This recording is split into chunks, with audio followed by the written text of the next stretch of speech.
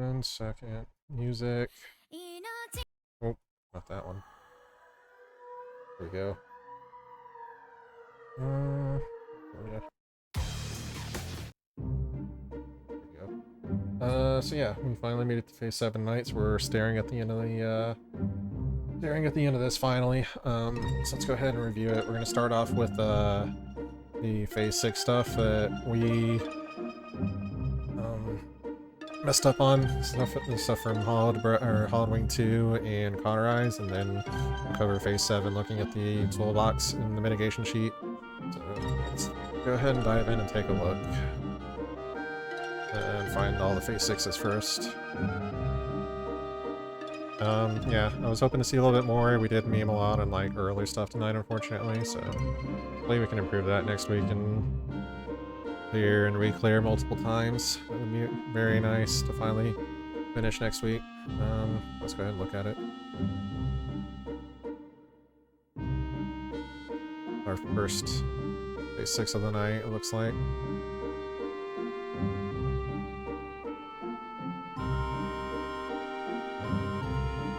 Further. With Roth. Usually start at Roth now. Right. Start at Roth. We'll review all of the Phase 6s and then we'll go to the Phase 7, look at the toolbox and some videos maybe for that one, and then we'll call it a night. So Roth looked good. We are very consistent at Roth now, which is awesome because that is the big wall. We've finally figured it out. We just gotta some small things here and there on Hollowed Wing and Cauterize.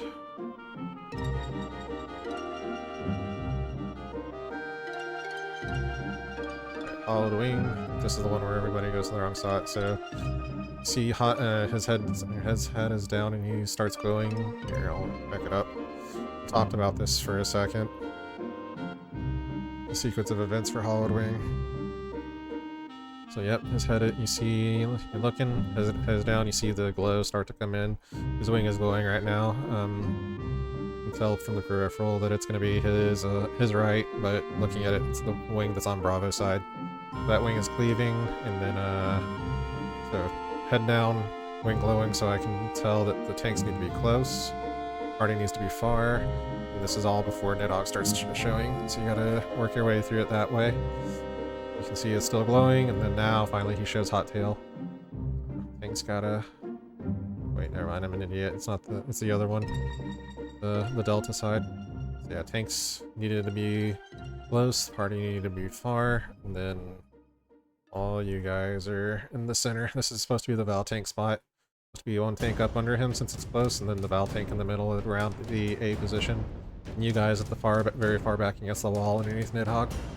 You gotta try and call it. I think some other people try and call it, and it gets kind of chaotic here, so you guys gotta like know what you're looking at and kind of chill yourself just to back up what's supposed to be happening during this mechanic. Like I said, I try and call it, but there's a lot of stuff going on and people are like freaking out because it's the end of the phase, so yeah, you gotta look at his head, you gotta look at which ring is moving, and then later Nidhogg displays his whatchamacallit, his cleave. His tail, so it got multiple people. Yeah, so we're good. We gotta get better at that. Okay. Look at the next one. Like I said, it's gonna be the Phase 6s and then the Phase 7. Look at the 12 box and some videos. This is Roth. Start at Roth. Roth is gonna be the new starting point whenever I look at this now. We don't really need to look at the rest of it. I don't even think we need to really look at Roth because we're pretty consistent at this point. Go. Going far. Your range. I notice here you're gonna let the melee and the tanks have the hit locks, the uptime, so that we're not having these issues where we're struggling to meet the DPS check and keep them within 3%. Still very shaky, and he had a lot of close calls there tonight.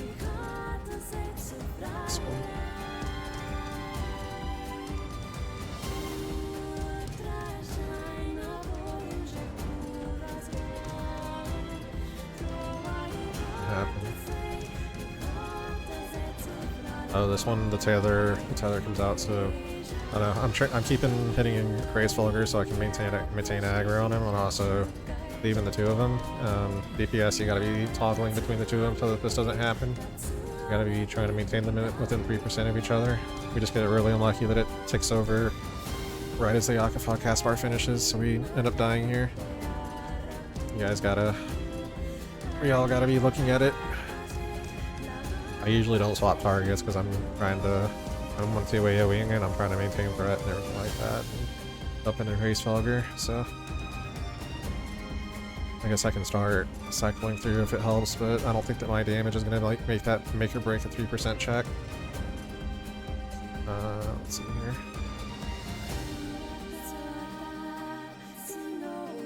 And the next one, that was 2.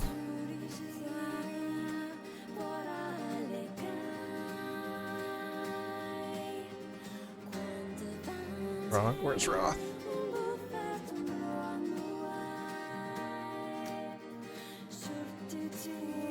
Is this Roth?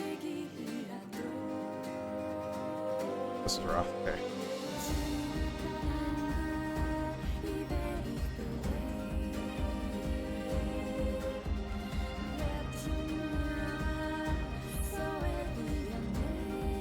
Again, Roth is looking very good, which is great. It is the toughest mechanic in this phase, I think.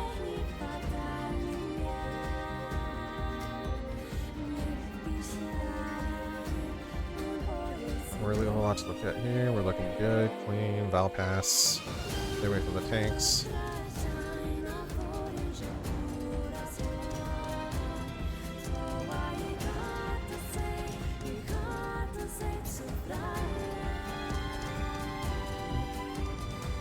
So, Hollowed Wing. Tanks are far. Like I said, heads up, you saw which wing was glowing. Tanks are far. Val tank is in the middle. And then, like, a couple of GCDs later, he displays Hot Wing, so it's all going to be down the center.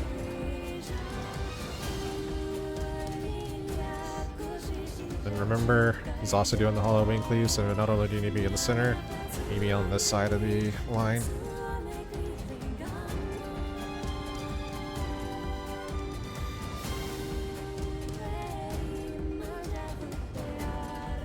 Is this the one that goes to phase 7?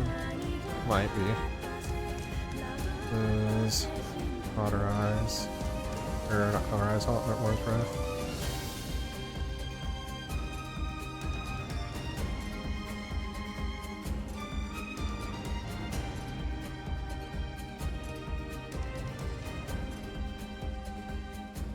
Yeah, this one goes to... So, we talked about it. Afterwards, there's got to be a Val Pass here after touchdown whenever we're all alive, so like you can do what I did. Like I just stay over here after I take my dragon. I just walk straight to the wall. Give the Val Passers this region. Might even actually mitigate a little bit since he touches down middle. You want to like come out here, the corners. You might even save yourself a couple of hit points or something, depending on fall off. I know you want to be on the northern wall, but I would imagine with fall off, distance between here would be slightly greater than the distance between here and the wall. Maybe. Either way, you're gonna be over there, and you're gonna be out of range of the Val pass. So you're not gonna worry about it. Push down. You all go in. So one that goes to phase 7. So yeah, you see Eva was in the middle. You gotta get away because Eva took the debuff that's halves her health and halves the shields.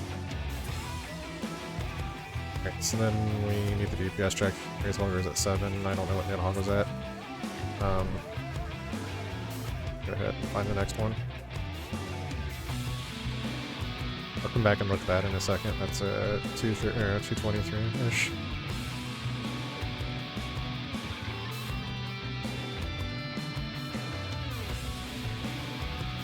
So I'm going to look at the rest of the phase 6s, and then we will get back to that and do an overview of phase 7. It'll be the last toolbox overview on the stream, so pretty exciting.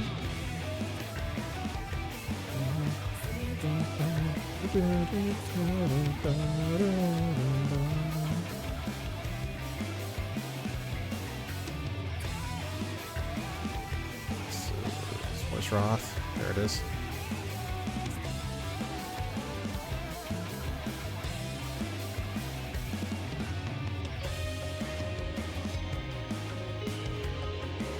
Yeah, hopefully, I would like for this to just turn into P7 reviews at this point. I think I've covered pretty much everything that we can on the last little bit of this mechanic.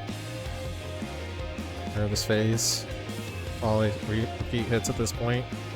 Tonight was just me getting the double tank buster, mostly that screwed us on Wind's Breath 2. I guess I just need to be looking at Nidhogg first. That's probably gonna be my biggest change for next week. Yeah, we had a lot of close calls with the tether, so you guys gotta be tap targeting between the two and seeing. Again, he just plays his head up, head down, and followed wing way before Nidhogg ever does, so look at that first. I'll pass middle.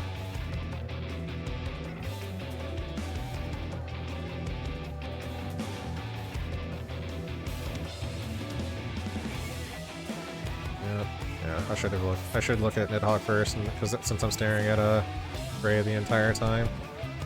Yeah, I walked into the thing. But that's on me. I gotta be better about checking for the double. Where's the last one? We had one more, right? Went to the enrage, or is that it?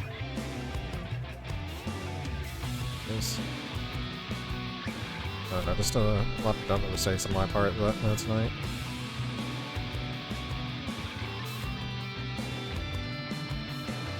Just raw.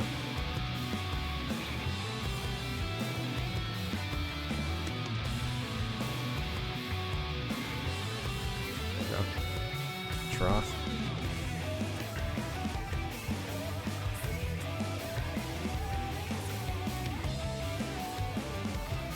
So again, we gotta be swapping between the two and checking their health percentages and seeing which one we do hit a little bit. That's stupid close that we barely made that one. Leave. Hot tail. I needed more room than that. Like that's gotta go to the corner if you're gonna be there. Here, I'll break it down. It's on me, yeah. I should have just killed you, but also it would have been that, or it would have killed us, or both, or it would have killed somebody regardless, and Trace Holger would have gotten upset. So watch. I didn't want to get too close over because you were standing right in the middle, but I'll show it. Okay, I'll show where the AoEs go. So here's this. Here you are. You're... Actually, I'm an idiot. This is Halloween too. I need to be in middle. Yeah, that's my bad. I wasn't paying attention. Yeah, that's my bad. It was brain rot. Brain rot time. So yeah, that's my bad. I don't know why I was thinking that was Hollow Breath 1. So yeah, I brain rotted towards the end, and then I also need to adjust what I'm looking at during Wind's Breath 2 to check for the double. Alright, so it was 223 where we...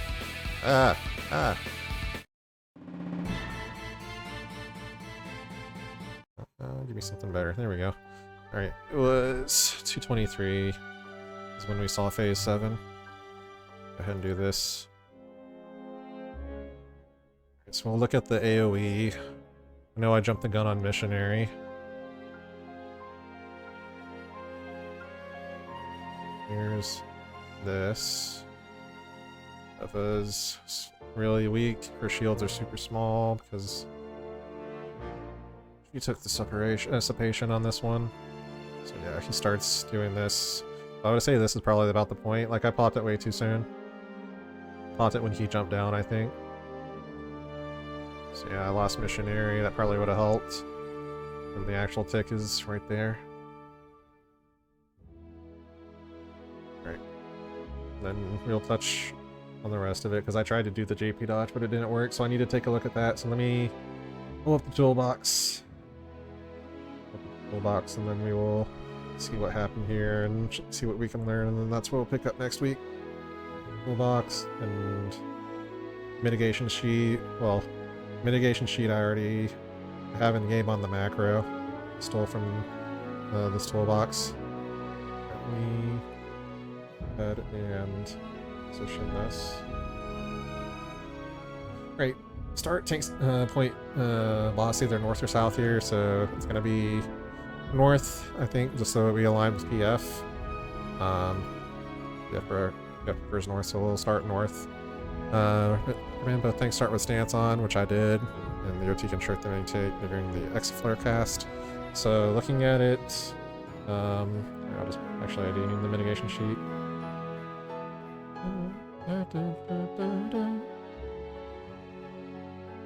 Wait to play some Final Fantasy VII Rebirth after this. Let me look at it. So Paladin Dark Knight tab. So you guys can't see that. Alright, so Haas is kitchen sinking first. I have Rampart Dark Mind Ablation TBN. So in that scenario, I'm gonna need he's gonna take it. We're gonna go through the auto phase. Then we're gonna tank swap. It's gonna be him all ground immuning on the rear tower, and I will kitchen sink the front right tower. So you guys take the south tower. And then after the next auto set, he will tank swap at Exaflares. And then Haas will... Can you guys see my marker? Haas will take the... he'll kitchen sink the northern tower. I will immune the rear tower to the east, and then you guys will still sit in the south tower. So Haas will take the boss first. I will evoke after the Exaflare set, or the second Exaflare set, or right before the second Exaflare set, I think. I'll look at the toolbox and look at the timing on that. So both things start with the stance on, and if you stand in front, off tank and shirk. Go ahead and move this back over to where you can see this. And then I already took this.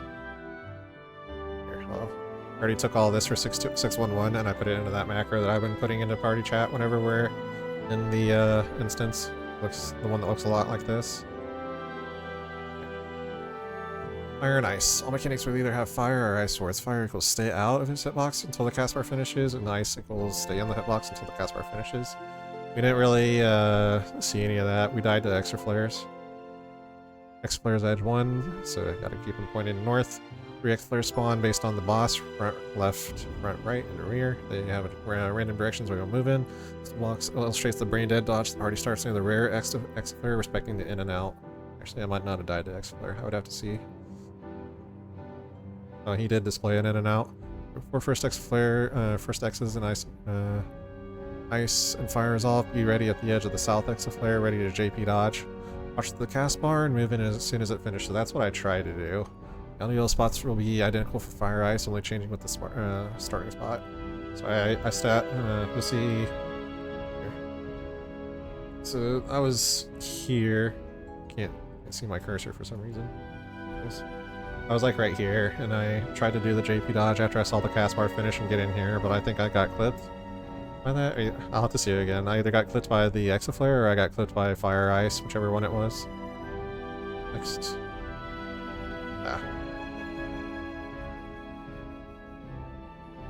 Right after ices and Exaflares finish, cast move to the center of the south Exaflare. The boss is facing north, slightly past the middle. The blue diamond indicates the safe spot. Be quick to move on the cast and be precise in moving to the spot. It's tight and being later off will kill you, meaning prefer to sprint here to make it suffer, but Giga Flare might be tight if doing a single move. The dodge spots will be identical for fire and ice, only changing the starting spot. You guys what it's looking at. Go straight to the center. This is the diamond that it's talking about. Still can't see my cursor. This is the diamond that it's talking about.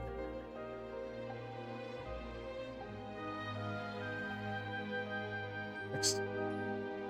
Right after the move inside, and as soon as you see the second set of Exaflares explode around you, immediately move south, directly south to the point between the two blue diamonds and the arena marks. This spot avoids any extra flares, so pull it back over.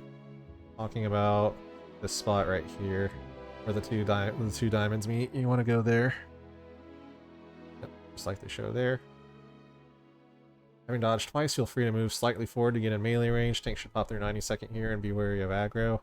If the off chance lets the stance on, shirk to be second in aggro, because we're about to start taking tank autos.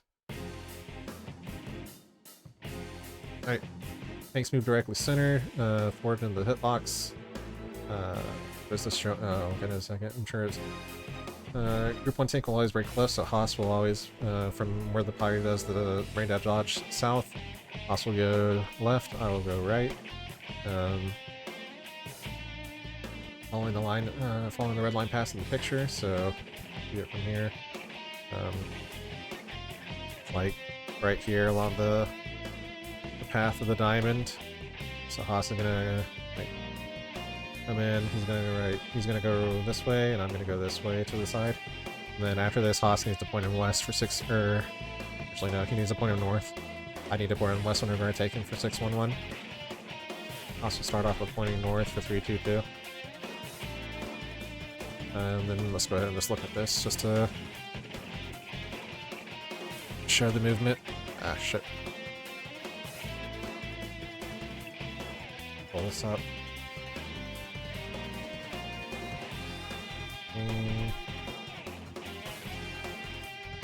This is main tank in.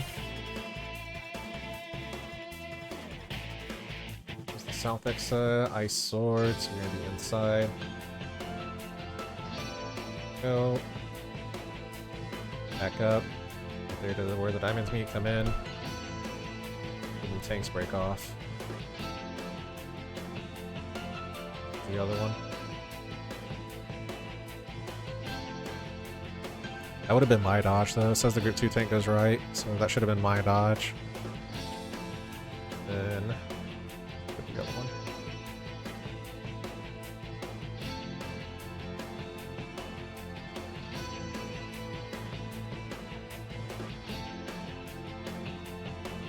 South, fire swords, so get out of the hitbox.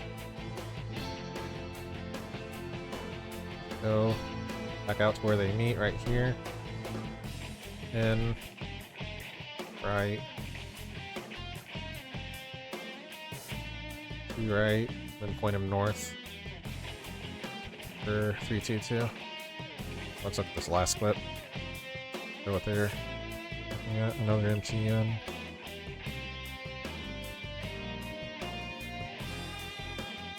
What is this? I'm gonna take off my dart mode. Nice. There. Back to where the diamonds meet. Step up. Follow the curvature of the diamond.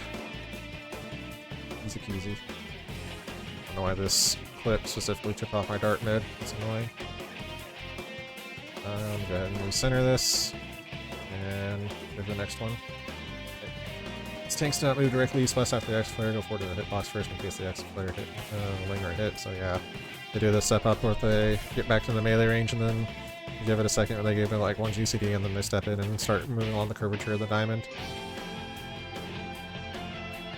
As the middle starts to clear, tanks in the first bait start moving in and prep for triple autos.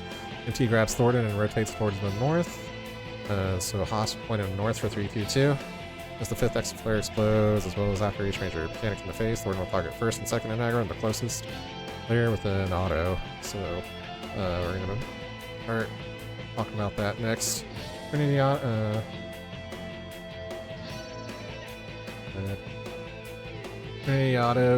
So first in aggro takes dark stacks, second in aggro takes light stacks. Remember these autos are AoE, so 3 people taking these cannot be on top of anyone else. Group 1 DPS healer player first, Group 2 player second for the purpose of the toolbox. Center auto order will be MRH, so we'll follow this since it's probably what PF is doing. It's gonna be Group 1 first, it's gonna be Duke will step in first, then it will be Toaster, and then Alan, and then we'll swap to Group 2, and it will be Kai, and then Zeal, and then Eva last, and then we'll reset and start from the top again. Sounds like we'll have to go through it a couple times. You see how the Dragoon is like dead center while the tanks are outside of the hitbox, so if you're not that guy, then stay out of the hitbox so you don't bait, and then this person just stand, can't see my cursor, stand right here. But you're in the center and not overlapping AoEs.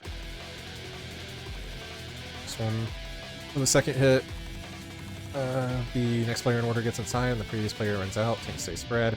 For purposes of this toolbox, the center auto order will be MRH, so we just covered that. Don't really need to talk about it again, so that Dragoon left, and then as soon as he got his stack, saw the AoE around him, start little slice animation, then the next person in line stepped up. I don't know why it's the ninja here. It would be Oh, I think I see. It's both melee, so you alternate. So I'll have to mess with my macro next time I'm playing the game. I think it's alternate, so it's gonna be Duke, Kai, Toaster, Zeal, Alu, Nava would be the order. Then you rotate back through it. So if I'm not wrong, one of their two, both of the two ranges should be next. Second autos and tanks be ready to swap out tanks be ready to swap only when the cast bar begins for the next mechanic. We'll have the boss in place per minute from turning suddenly. Maintain should drop stance, or OT should have stance on. We're gonna get a habit of MT dropping stance early for a swap since Shirk is too long for the CD to use for all swaps. Yep. Do this. Box. Right here. So, this point, the tank swap would happen. He's gonna be pointed north though, so it's gonna be 322, so it's gonna be this, Akmorn Towers here, and south. So, tanks are gonna be on this one. 322 earlier, 322, sorry, it's not 322, it's 322. Stockmorn's Edge. Jordan spawns 3 small towers that will each hit 5 times with 5 Akmorns, 6 on the second and 7 on the third. They spawn like X-Flares depending on the boss's direction. Group 1 takes the left right tower, so Alun, Toaster, and Duke. And then Group 2 takes the right flank tower, and then the tanks take the rear tower. And then Akmorn is 611. It will look like the picture on the right. More detail on this is slide 29. This is not, remember, this isn't going to be the first one. He's pointing this way. This is the kitchen sink tank. This is the immunity tank. Then you guys are down here. It gives healers and casters freedom of movement. You don't have to like worry about moving around so much. You can get a lot of casting. It should help you with the healing check a lot on this.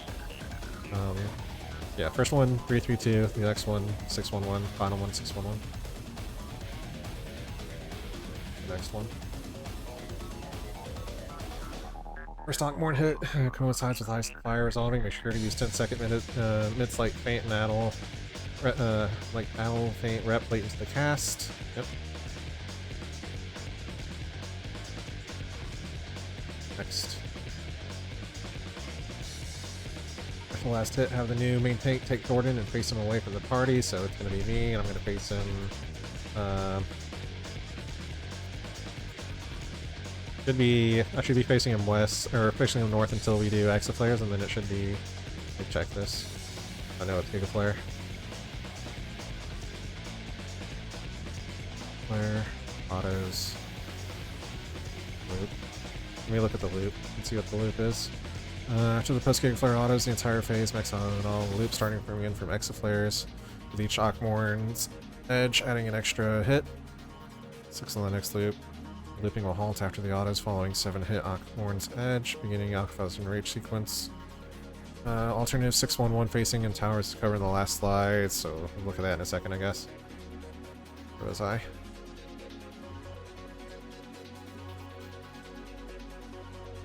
First few hits coincide with fire and ice. We ought to look at the swords and see if we're going to be in or out.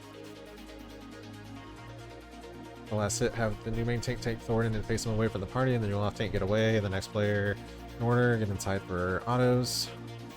For purposes of this full box, we'll do the same thing. First auto hits, so it's their range. If I'm not wrong, it should be, here I'll show you guys, I'll move it over. Third answer, so if I'm not wrong about the order, it should be the red mage moving in next. It is. Yep, so you swap again. Auto hits and tanks swap after facing forward and south to bait Gigaflares. So this is gonna be me, I guess, at this point. Actually, no, it's not gonna be me. Because we do a swap, so actually, it will be me. We do the first one, we swap. I start taking those 2 autos. I point him south after the towers. I basically just stay still while Haas moves away from me, and you guys start moving in. Since it's 322 and the tanks are going to be relative south of them. Swap after facing Thornton south to bait Gigaflares when maintaining drop stance. So we'll do that. Starting from a random sword, Thornton will bait 3 proximity Gigaflares in a triangle clockwise or counterclockwise while Also showing a fire and ice, you can make sure you're inside outside Thornton's ring, across from the coming Giga Flare and get ready to mitigate. Go across from the first spawn, get ready to move in the direction opposite where the second one spawns. Or if easier, run to where the third one spawns. Ready to mitigate as each Giga Flare begins to go off, moving in the direction you need to dodge all three. Clockwise in this case. Ice and fire rolls off at the same time as the first Giga Flare. Make sure you're barely inside the hitbox. If it's ice, it's going to go into deep end, will kill you, so you want to be like just barely inside the ring. Otherwise, you're going to take the proximity damage from Giga Flare. As the first Giga Flare and fire ice go off, the party should start moving and healing to the next safe spot. Make sure to use 10-second myths like Rep, Battle, and Faint, make it late into the cast. The party might opt to do a single move instead, where you simply run to the first Giga Flare after it goes off. I recommend staying sprint for Giga Flare. Doing this, you must be max melee when 2 and 3 go off. Where they go. You just do the 2 movement. It seems a lot safer. As the last Giga Flare goes off, tanks need to get ready to reposition toward it and start taking autos, along with the next player in line. So this is going to be Haas. Should be pointing him west. At this point, following the Giga Flares, the party will have a moment to reposition for the next pair of autos. You can take points paint the boss away from the party, either north or south. OT should be next to main tank here to open right flanks and rear. The position of this toolbox, yep, so it's going to start with the healers. So the healers at this point. Keep forward and face south and north for the next mechanics, and then loops. The entire post-Giga Flare autos, the entire phase beginning in, starting with Extra Flares, so it's going to loop back to the top. And adding an extra hit on the Akmorn's edge. Look at the 611. This is Enrage. Enrage, the lowest DPS player, so it's going to be one of the tanks and the 2 healers. We'll see with what we're looking like damage-wise in this phase as we prog it, and see who's going in the first ones. And then the next 3 people are going to like be in line. It would probably be the other tank and I'm guessing Toaster and Zeal, and Kai, and you could be the last 2. Next 3 lowest DPS must quickly move in and take the next hit as the previously die, so you have to like move in as soon as the first set dies. Since there are no longer enough players to take all 3 hits, just burn the boss as long as possible before the Mist Towers explode as the ultimates Enrage. Currently, if Akmorn's 2 and 3 are 6-1 base, the main tank can face the boss west after Extra Flares, reducing caster movement. So this is the 6-1 run strat that we will be doing, facing him west. So it's going to change things. It's going to make it to where this is autos, post-Giga Flare autos. 6-1, the tower flank will be the 6 soak. The kitchen sink tank soaks right flank tower, and then the Invuln tank right here, the Dark Knight, is going to soak the rear tower because he's facing west. So the northern tower goes to the kitchen sink tank. And then, yeah, so Invuln, this tank gives him all his external mitts. Then you should hopefully make it because the shielding should be a lot easier. So they just have to, healers really just have to bomb the one tank. I think be pretty self-explanatory at that point. So yeah, we will pick up there. Phase 7 to clear next week since we're finally at phase 7 now. So hopefully we're looking at a clear soon. So yeah, if you guys want me to go over this or look at this again, by all means let me know. You guys have a good rest of your night, and I'll see you guys next Tuesday.